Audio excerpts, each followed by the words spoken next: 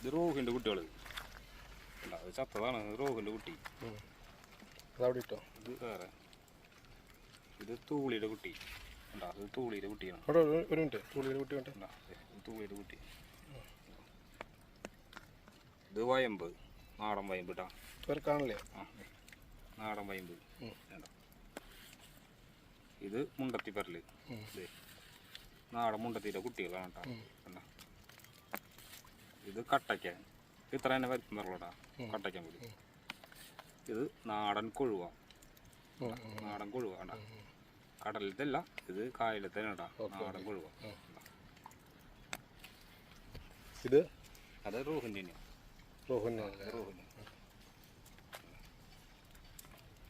റോഹും കട്ട്ലയും തമ്മിൽ ഡിഫറൻസ് ഉണ്ട്. കട്ടലില്ല, റോഹു മാത്രം. റോഹും പിന്നെ വേറെ തൂളിയില്ലേ? ഇത് തൂളി, ഇത് റോഹു. ഇത് റോഹു. കളർ വ്യത്യാസം ഉണ്ട. കളർ വ്യത്യാസം ഷെയ്ഡ് ഉണ്ട്. അത് ഈ പച്ച ഷെയ്ഡുള്ളത് റോഹു ഉണ്ട. ഈ വെള്ള കളറുള്ളത് ഫുള്ളും തൂളി. ഇതൊക്കെ ഉണ്ട. തൂളിക്ക് മുള്ളു കൂടുതല. ആ, മുള്ളു കൂടുതലാണ്.